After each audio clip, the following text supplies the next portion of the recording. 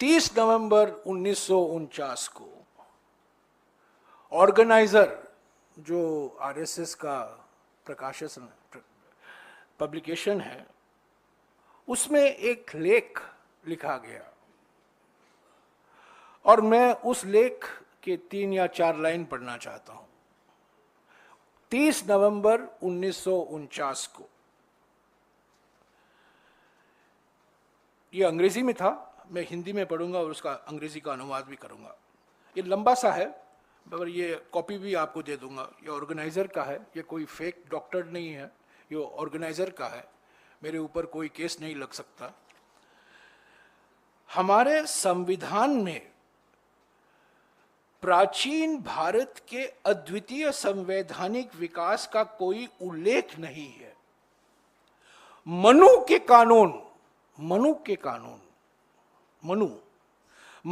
कानून बहुत पहले लिखे गए थे।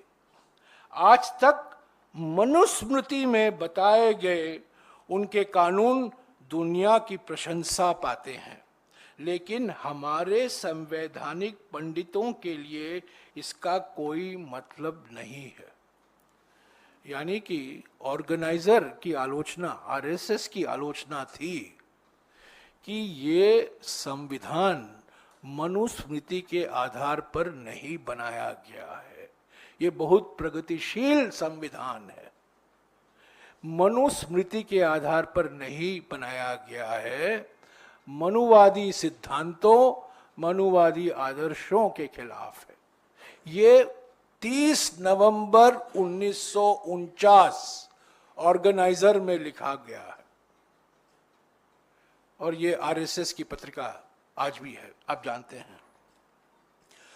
बार बार ऑर्गेनाइजर में संविधान सभा की आलोचना हुई। तब के आरएसएस के अध्यक्ष गुरु गोलवालकर, जो कहते हैं आरएसएस के लोग एमएस गोलवालकर, उनका लेख हुआ और सब इन लेखों का मतलब एक ही था कि इस संविधान में मनुस्मृति का कोई जिक्र नहीं है, प्रेरणा मनुस्मृति से नहीं लिया गया है, इसीलिए इस संविधान को भारतीय संविधान कहना गलत होगा।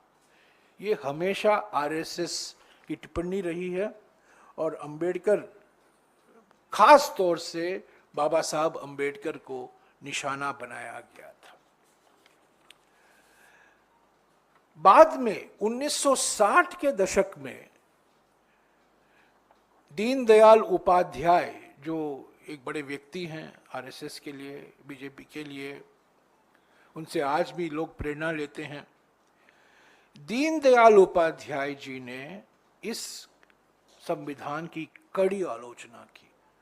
1965 में उनका एक किताब छपा, जो आज भी लोग आरएसएस में, बीजेपी में पढ़ते होंगे, और इस किताब की शुरुआत होती है कि संविधान का पहला अनुच्छेद, आपको याद होगा, संविधान का पहला अनुच्छेद जो कहता है भारत अर्थात इंडिया राज्यों का संघ होगा, हम इसके खिलाफ हैं।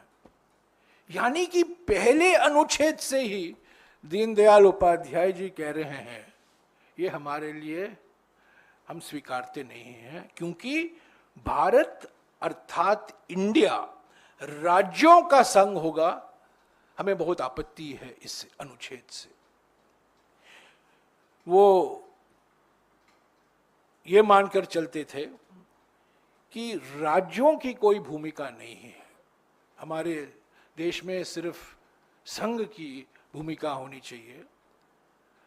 हालांकि संघ माने यूनियन होता है, पर आज साफ हो गया है संघ की भूमिका माने राष्ट्रीय स्वयंसेवक संघ की भूमिका, यूनियन ऑफ इंडिया की नहीं। तो साथियों, ये इसीलिए राहुल जी बार बार अपने भाषणों में, गुजरात में, छत्तीसगढ़ में, मध्य प्रदेश में, हमेशा ये किताब दिखाते हैं, क्योंकि उनका यही संदेशा है 400 पार के पार के पीछे राज ये है कि हमें संविधान बदलने का अधिकार दो, संविधान बदलने का हक दो। और ये संविधान के जो मूल सिद्धांत है, पंथ निरपेक्षता, आरएसएस और बीजेपी इसके खिलाफ है,